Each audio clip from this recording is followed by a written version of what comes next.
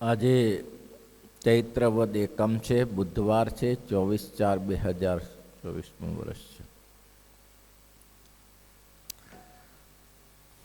વચનામૃત 29મું છે.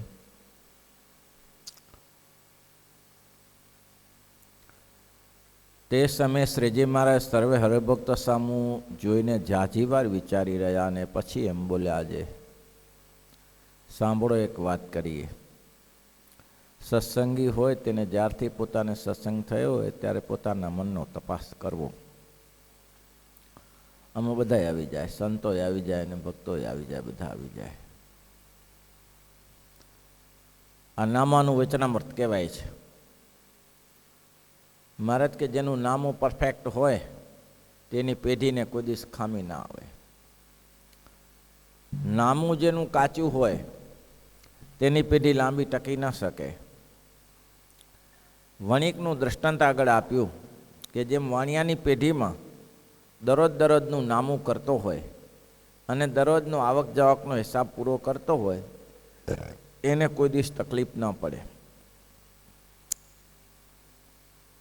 12 મહિનાનું ભેગું કરવા જાય તો પહોંચી ન વળે. પછી 12 મહિનાનું ભેગું નામું કરવા જાય તો કેવી રીતે પહોંચી વળે? તો કે છે આવું તે શું હોય? તો કે બધેમાં હોય. સંતોમાં હોય ને સત્સંગીઓમાં હોય. જ્યારથી એને સત્સંગ થયો હોય ત્યારથી તો કેવો મહિમા હોય. જ્યારે એને સત્સંગ થયો, વચનામૃત આગળ આવશે. મહારાજ કે જે ગ્રસ્તાશ્રમી છે તે લાકડાના ભારા વીણી ખાતો હોય, લાકડાના ભારા બાંધીને ગામમાં જતો હોય અને એ કઠિયારો લાકડા વેચતો હોય અને લાકડા વેચતા પછી કોઈ મહાપુરુષની દયા થઈ જાય, જેમ ગુણાતીતાન સ્વામીને જેમ જુનાગઢના કઠિયારાની દયા થઈ, તેમ દયા થઈ જાય અને પછી એ માણસ ગામધણી થઈ જાય અથવા તો કોઈ જિલ્લાનો અધિકારી બની જાય, તાલુકા જિલ્લાનો અધિકારી બની જાય, અરે મોટી પદવી મળી જાય, ગુજરાતનો રાજા બની જાય, એટલું નહીં ભારતનો રાજા બની જાય. પણ જેવો સર્વપ્રથમ લાકડાનો ભારા વેચતો હતો ને સંતો અને ભગવાનની જે ટેલ ચાકરી કરતો હતો, એવું થાય છે કે નથી થતું? કે પછી મિનિસ્ટરો જેવું થઈ જાય? મિનિસ્ટરો શરૂઆતમાં હાથ જોડીને ઊભા રહે, મા બાપ તમે જેમ કહેશો તેમ થશે, પણ એક ફેરા એ જીતી ગયા પછી તમને પૂછવા ના આવે, પછી એમ માને કે આવું તો ચાલ્યા કરે. જીતી ગયા ને પછી જ્યારે 3 મહિના 4-5 વર્ષ પછીની વાત છે, પછી 6 મહિના મહેનત કરી લેશું અને સમાજ આવો જ છે એ જાણે છે. એટલે જો આવું થતું હોય તો મનનો તપાસ કર્યો ના કહેવાય. શરૂઆતમાં જે સંતોની સેવા કરવાનું, કોઈ સંત એમ કહે કે ભાઈ આ જરા કપડું ધોઈ નાખજો ને, તો એને કેટલી ઉત્સાહ હોય, આહા મને આવી સેવા મળી ગઈ. કોઈ સંતો એમ કહે કે જરા બીમાર સંત છે ને પગચંપી કરો, ઓહો હો મારું મોટું ભાગ્ય છે. એવો જે ગ્રસ્તાશ્રમી છે, મોટી રાજ સંપત્તિ મળે, ઇન્દ્ર જેવાનું રાજ ક્યાં ન મળે, દેવલોકનું કેમ રાજ ન મળે, પણ દાસાનું દાસ થઈને રહે. એટલા માટે મહારાજે સ્વામીના કીર્તનમાં લખ્યું ને, દાસી થઈ તો રે જય દીન દયાળની, દાસી થઈ તો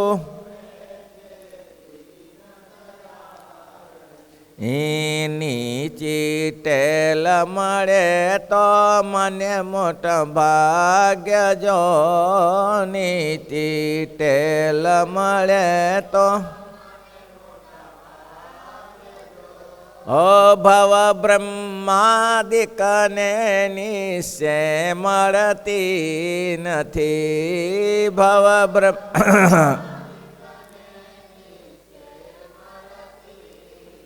એ પુરુષોત્તમ પાસે બેઠાની જાગજો, પુરુષોત્તમ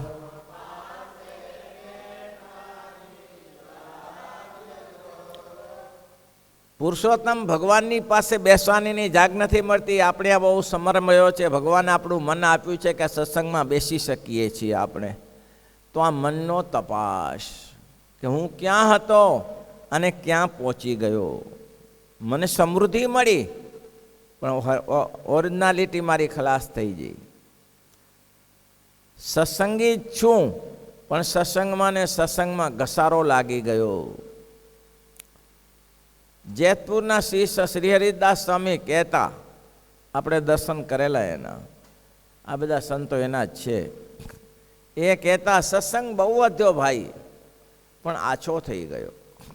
સત્સંગ બહુ વધ્યો, જ્યાં જાઓ તો તલેક ચાંદલાવાળા મળે, સ્વામિનારાયણ સ્વામિનારાયણ કરતે આછો થઈ ગયો. તો કે આછો કેમ થઈ ગયો? આછો એમ થઈ ગયો કે નિયમ નિશ્ચયના ઠેકાણા નહીં, ભજન ભક્તિના ઠેકાણા નહીં, એટલે આછો થઈ ગયો.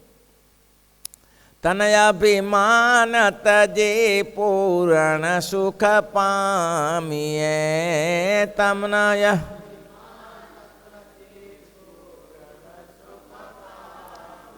દેખીશમાં કોઈનું, દાજીશમાં કોઈનું દેખી સન્માન જો.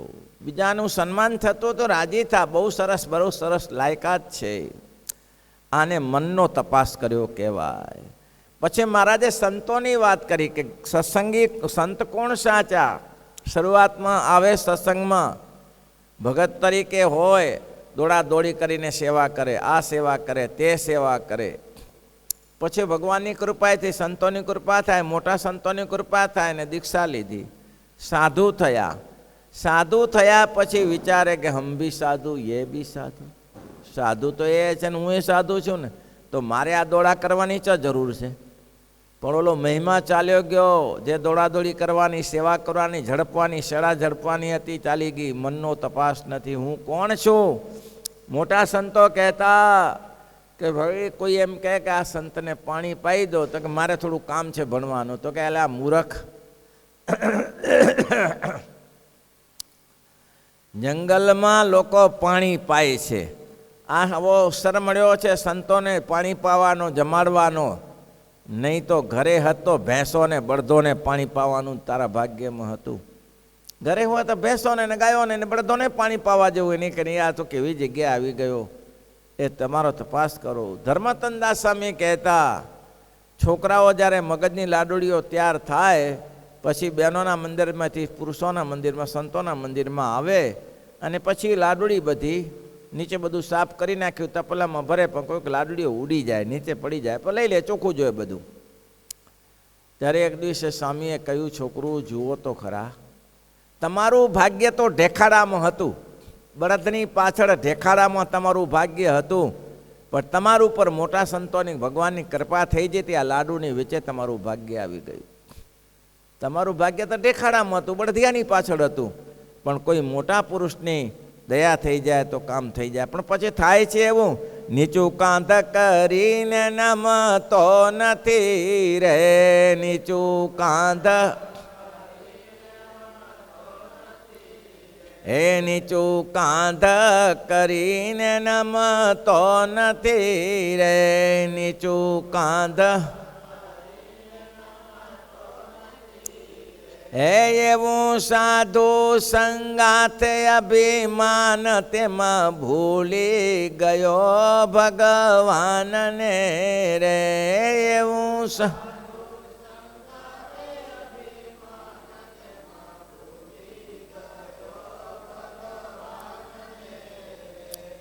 એવું સાધુ સંગાતે દાવો બંધ, પિતરાઈ દાવો બંધાઈ જાય. એ આપણા જેવા જ છે.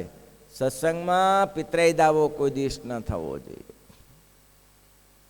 અને સત્સંગમાં એક વસ્તુ શીખી રાખવાની, જો આગળ વધવું હોય તોય કોઈ શત્રુ નથી, અજાત શત્રુ થઈને રહેવાનું.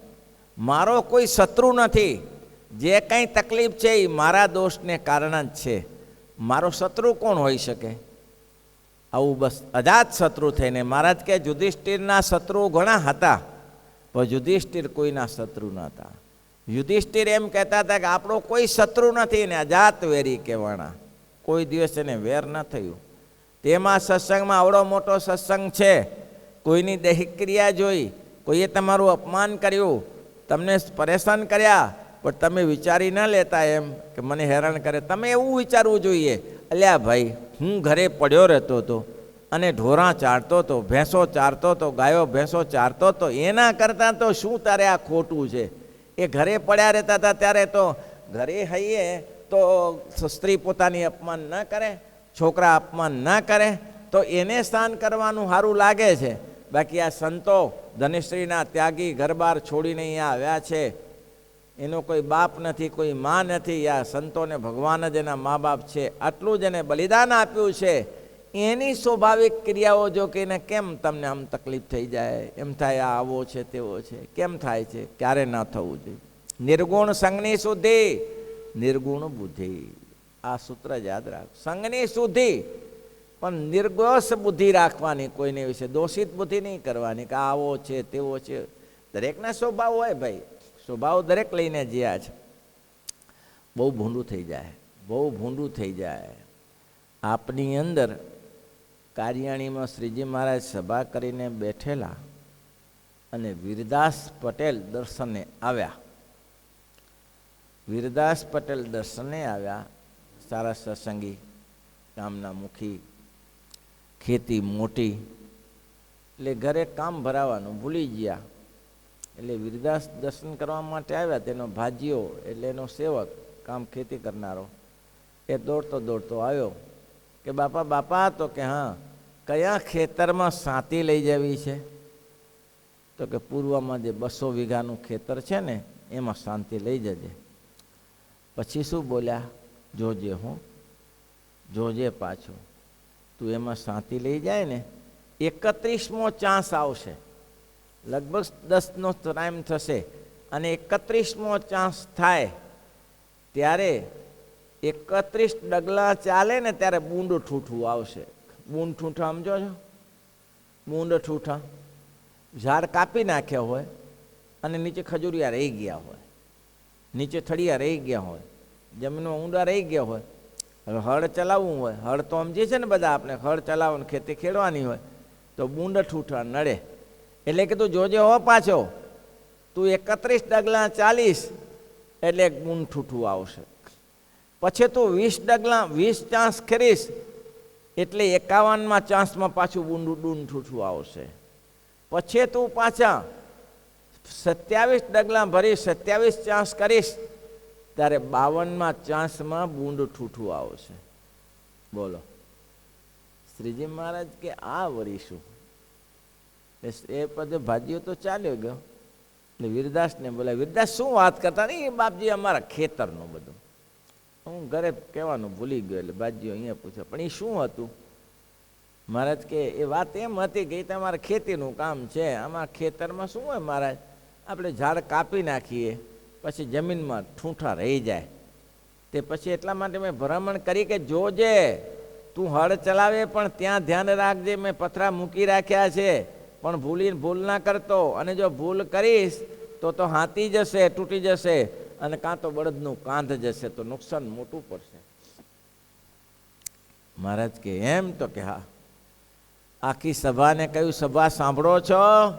આ વીરદાસ પટેલને પોતાના 200 વીઘાના ખેતરમાં કયા ચાંસ ઉપર બૂંદ ઠૂઠું આવશે એ એને ખબર છે. પણ આ સત્સંગમાં અંતઃકરણ છે, 7 આંગળનું અંતઃકરણ છે. એ 7 આંગળના અંતઃકરણમાં ક્યાં બૂંદ ઠૂઠા પડ્યા છે એ જીવને ખબર નથી. ભાઈ, 7 આંગળનું હૃદય છે, એમાં ક્યાં બૂંદ ઠૂઠા પડ્યા છે એ જીવને ખબર નથી. માટે આની ખબર કરો કે આપણી ક્યાં વાસના રહી જાય છે, હજી કેમાં પ્રીતિ છે. કામ તો કરવું જ પડશે. તો જશો, રોટલા ખાઓ છો, જશો ક્યાં? કામ કર્યા સિવાય છૂટકો જ નથી. ભલભલાને કામ કરવું પડે, પણ કામની સાથે બૂંદ ઠૂઠા અંદર નથી રહી જતા ને. મહારાજ કે તમે જગતની પ્રવૃત્તિ છે એ પ્રવૃત્તિમાં જોડાવ, એમાં તકલીફ નથી, પણ પ્રવૃત્તિ તમારામાં ના જોડાવી જોઈએ. પ્રવૃત્તિ તમારામાં જોડાય એ મહા ઉપાધિ છે. જેવી રીતે દ્રષ્ટાંત આપ્યું સરસ મજાનું, નાવ ચાલ્યું જતું હોય, નાવ ચાલ્યું જતું હોય તો નાવ શેમાં ચાલે? રેતી ઉપર ચાલે? પથ્થર ઉપર ચાલે? નાવ શેમાં ચાલે? પાણીમાં ચાલે. નાવ પાણીમાં ચાલે ત્યાં સુધી પોસાય, પણ પાણી નાવમાં ભરાય પછી ના પોસાય. પોસાય? પાણી નાવમાં ભરાય તો શું થાય? અચ્યુતમ કેશવમ થાય, તળીએ જાય, બધા ડૂબી જાય. પાણીમાં નાવ ચાલે ત્યાં સુધી વાંધો નહોતો, એ તો તમારું શક્યતા છે કે પાણીમાં નાવ ચલાવો, પણ નાવમાં પાણી ભરાય એને વિચારવું જોઈએ. તેમાં આવો સત્સંગ મળ્યો છે, સમુદ્ર જેવો સત્સંગ મળ્યો છે. એ સત્સંગમાં તમે રહો, નાની મોટી પ્રવૃત્તિ કર્યા કરો, અને એ પ્રવૃત્તિને ભગવાનને સંભાળીને કર્યા કરો. જો બૂંદ ઠૂઠા કાઢવા હોય તો. એટલે મહારાજ કે આનો સરવાળો કરો. પ્રથમ વર્ષમાં મારું મન આવું હતું, સંતોની વિશે મહિમા હતો, સત્સંગીઓનો દિવ્ય ભાવ હતો, અને શ્રીજી મહારાજ કે આ દિવ્ય સત્સંગ તો મળે એવો નથી. ઘણા એકાંતિક છે આ સમય તો મહારાજ કે ઘણા એકાંતિક છે. કેટલાક એકાંતિક છે, બધા નહીં હોય, પણ એવા આ સત્સંગ એવો દિવ્ય છે કે એકાંતિક ભાવને પામેલા કેટલાય છે આ સત્સંગમાં. તો આવો દિવ્ય સત્સંગ છે. તો તમને એમાં પહેલાં જેવું થાય. પછી એક બોર્ડ હતો, વિદ્યાર્થી 60 હતા. 60 વિદ્યાર્થીને બોર્ડમાં એક ટપકું કરેલું વ્હાઇટ બોર્ડ હતો. એ વ્હાઇટ બોર્ડમાં એક ટપકું હતું. એટલે પછી શિક્ષકે 60 વિદ્યાર્થીને પૂછ્યું કે આમાં શું દેખાય છે? લેખ વિદ્યાર્થી, સાહેબ હું કહું, સાહેબ હું કહું. હા બોલ. કાળું ટપકું. અરે મહારાજ, કાળું ટપકું દેખાય છે? હા બેસી જા. બીજાને ઊભો કર્યો. શું બોર્ડમાં દેખાય? સાહેબ હું કહું, સાહેબ હું કહું. તો હા બોલ. કાળું ટપકું. આમ 60 ને ઊભા કર્યા તો કાળું ટપકું જ દેખાણું. ત્યારે શિક્ષક એટલું જ બોલ્યા કે મૂર્ખાઓ, આટલો મોટો વ્હાઇટ બોર્ડ છે, આટલો મોટો વ્હાઇટ બોર્ડ છે, તેમાં બધાને કાળું ટપકું જ દેખાણું. આ વ્હાઇટ બોર્ડ કોઈને દેખાણો નહીં. વ્હાઇટ બોર્ડ દેખાણો નહીં. આ સત્સંગ તો વ્હાઇટ છે, એવો બોર્ડ જેવો વ્હાઇટ છે, પણ દેખાય છે શું લોકોને? કાળું ટપકું દેખાય છે. આવું ખણખોદન કરે. શું કરવા માટે? કોઈને ઘણા લોકોને એવી આદત પડી ગઈ છે કે એની ચાડી ચુગલી ના કરે ત્યાં સુધી એને ઠેકાણું ના પડે. એનું ખણખોદ કરે પછી જ એને મજા આવે, ત્યાં સુધી મજા ના આવે. જલેબી સાટા પેંડા ભોજન કરતો હોય એમાં જેવો સ્વાદ ના આવે એ કોઈને ખોદવામાં સ્વાદ આવે. ઘર બગાડી નાખે, ઘરનું અધોપતન કરી નાખે. આવા લોકો પડ્યા. લેવા દેવા કાંઈ અર્થ વગર. બીજો શાંતિથી જીવતો હોય ને જીવવા ના દે. આ ગામો ગામ હોય છે, 14 ગામો જગતમાં એમ કહેવાય છે ને, જેટલા ગામ હોય તો ઉકરડા હોય. ગામ હોય તો ઉકરડા હોય, સ્વાભાવિક બાબત છે. જ્યાં ગામ હોય તો ઉકરડા હોય, તેમ ગામ હોય તો 14 હોય. એ દૂધની ડેરી બેઠા હોય, કાંઈક બેંકની આગળ બેઠા હોય, કે ગામનો વડનો ઓટો હોય તે વડ નીચે બેઠા હોય. આ જ કૂટવાનું, આ જ કૂટવાનું. ઘણા વર્ષો પહેલાં, હવે તો બધો સુધારો થઈ ગયો, ભુજમાં સંતો ખૂબ મહેનત કરી, બળદિયા જતા અને મંડળો પણ ચાલતા હતા. ત્યારે ગામના ચોકમાં મંદિર જોડે જ મોટો ચોક, 40-50 વડીલો બેસી રહે. 40-50 વડીલો સવારથી બપોરથી 4 વાગે ત્યારે આવી જાય આરામ કરીને. પછી વાતો ચાલતી હોય.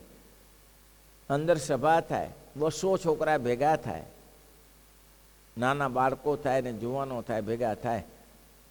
એક દિવસ શું કે, સ્વામીજી તમે સારું કામ કરો છો. મેં કીધું કેમ? આ છોકરાને સંસ્કાર નાખો છો, અભ્યાસ ટ્રેનિંગ આપો છો. અમારા લાયક કામ કહેજો, અમે સુખી છીએ બધા. હો, અમારા લાયક કોઈ કામ હોય તો કહેજો, અમે સુખી છીએ. મેં કીધું શું કામ કરશો? આ છોકરાને પ્રસાદ જોતો હોય, કોઈ ઇનામ આપવું હોય તો કહેવાનું, અમે કરીશું. તો મેં કીધું એ તમે કરવા તૈયાર છો ત્યારે આમાં તો એક દિવાલ જ આડી છે, તો અંદર બેસો ને. અંદર બેસો તો છોકરાને પ્રોત્સાહન મળશે. એ તો નહીં ફાવે. કેમ ના ફાવે? 60 વર્ષથી આ ઓટલા ઉપર બેસીએ, 60 વર્ષથી આ ઓટલા ઉપર બેસીએ છીએ, હવે ના ફાવે. અને જેવો આરતીનો ડંકો પડે એટલે આરતીમાં આવે ક્યાં જાય? આરતીનો ડંકો પડે ત્યારે ખીચડી ખાવા જાય. આપણે કે કેમ? તો કે ખીચડીનો ટાઈમ થયો. મેં કીધું આ એના માટે આરતી રાખી છે? આરતી એટલા માટે નગારું વગાડી છે ખીચડી ખાવા માટે? આનું ઘડિયાળ આ તે દિવસે તો ઘડિયાળ નહોતા ને હાથ ઘડિયાળ, એટલે આ જ ઘડિયાળ. આરતીનો ડંકો પડ્યો એટલે બધા હળહળાટ કરીને લોકો 60-70 જણા ખીચડી ખાવા જાય. બોલો, મારા બેટા ના આવ્યા હો, એકે દિવસ ના આવ્યા અંદર ને જરૂર હોય કહેજો, સેવા કરીશું, પણ અંદર નહીં. કેમ આવું થયું કેમ? આદત, પહેલેથી આદત ન પડી. એટલા જ માટે હું કહું છું કે આ સંપ્રદાયનો ગમે આ સંપ્રદાયની અભિવૃદ્ધિ સાધુથી જ થાય. સાધુ વગર અભિવૃદ્ધિ ન થાય. જ્યાં જ્યાં સંતો રહ્યા છે, ભલે હબડા છે કે સબડા છે, પણ સત્સંગ ટકાવી રાખ્યો છે. આછો પાત્રો સત્સંગ ટકાવી રાખ્યો. જ્યાં મંદિર નથી, જ્યાં સાધુ નથી, ત્યાં સત્સંગ નહીં ટકે. હો ભાઈ, સંતો વિચારી લેજો. એટલે ગ્રસ્તાશ્રમીએ ખાસ કરીને સંતોએ પોતાનો વિચાર કરવો બંને રીતે.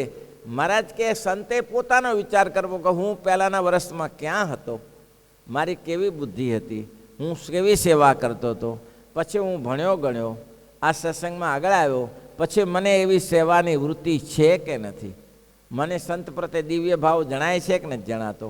અને આવો સત્સંગ તો દિવ્ય જ છે. પણ તમને પેલા બોર્ડમાં કાળી ટીકી દેખાય તેમ આટલા સત્સંગમાં એક ભાઈને પૂછ્યું, પત્રકારે પૂછ્યું કે આવડો મોટો સત્સંગ છે, તેમાં તમારા સાધુઓ ઘણી બધી તમારી લીલાઓ ચાલતી હોય છે, સાધુઓને કાંઈક કોઈ સ્ત્રીઓ સાથે ભટકાવાનું, કોઈ છોકરા સાથે ભટકાવાનું ચાલતું હોય છે, એના કરતાં થોડું ચેન્જીસ કરીએ તો શું ચેન્જીસ કરીશું? તો કે ગ્રસ્ત સાધુ રાખવાના. લ્યો, આ તો પત્રકારની સલાહ છે ભાઈ, એને તો જેવા હોય તેવા જ કરે ને. ગ્રસ્ત સત્સંગ તો જવાબ શું આવે? એ તો હવે કે જેની જેવી બુદ્ધિ તેવું કામ કરે. આનો ઉત્તર એ નથી. આનો ઉત્તર એ છે કે આટલો મોટો દિવ્ય સત્સંગ છે, હજારો સાધુઓ આ સંપ્રદાયમાં છે, તો તેમાં એકાદોક સંતોનું કંઈક આવું તકલીફો થાય તો એમાં શું આખો સંપ્રદાય ખરાબ છે? તમારા ઘરમાં 8 થી 10 જણાનું કુટુંબ હોય, એમાં એક છોકરો દારૂ પીતો થયો તો શું બધા દારૂ પીતા થઈ ગયા? આખું ઘર દારૂ પીતું થઈ ગયું? કેવી વાત કરો છો તમે? આટલો મોટો વિસ્તારવાળો સંપ્રદાય છે, એમાં કોઈ તો અંગારિયા નીકળે કે ના નીકળે? તમે જુવાર છે ને, જુવાર ને બાજરી, એમાં અંગારિયા નીકળે. અંગારિયા એટલે કાળો દાણો નીકળે, તો એ બધું ફેંકી દેવાનું. જુવારને બાજરીને ફેંકી દેવાની, અંગારિયા નીકળે તો? અંગારિયા તો નીકળે, પણ એને વીણીને એક બાજુ મૂકી દેવાય. એવા સંતોને એક બાજુ રખાય. અને આવો દિવ્ય સંપ્રદાય છે, જ્યાં જુઓ તો ભગવાન અને ભગવાનના સંતો. મહારાજે કાલે રામપ્રતાપભાઈને, ઈચ્છારામભાઈને અને રામપ્રતાપને કહ્યું કે આવો સંપ્રદાય ક્યાંય નહીં મળે. આ દિવ્ય સંપ્રદાય. રામપ્રતાપજી કે હું જગતના સાધુમાં ભેખમાં ભગવાન માનતો હતો, પણ આ તમારા સંપ્રદાયમાં આવ્યા પછી સ્વામિનારાયણ ભગવાનને કહે છે, ભાઈ તમારી પાસે આવ્યા પછી ખબર પડી કે સાધુ ને અસાધુ કોણ કહેવાય.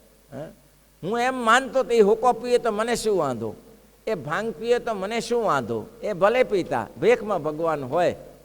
પણ જ્યારે શાસ્ત્રનું અધ્યયન કર્યું, સંતોની પાસે બેઠો, ત્યારે મને ખબર પડી કે સાધુ શું છે અને અસાધુ શું છે. ત્યારે મહારાજે એટલું જ કહ્યું કે હવે તમારે સત્સંગમાં રહેવું હોય તો આ સંતને છોડતા નહીં, બસ આટલું કરજો.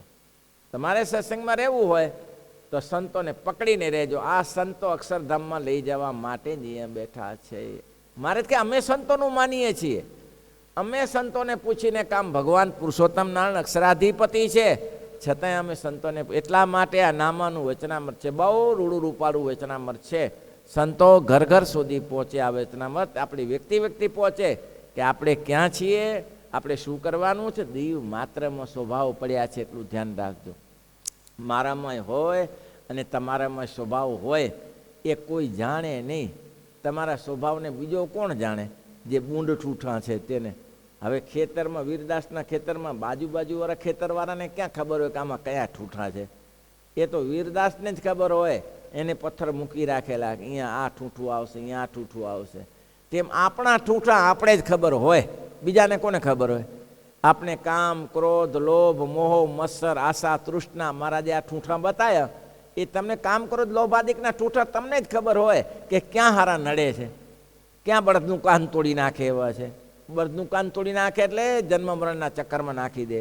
એ કયા ઠૂઠા છે તમારે વિચારવાનું. શ્રીપતિ શ્રીધરમ સર્વ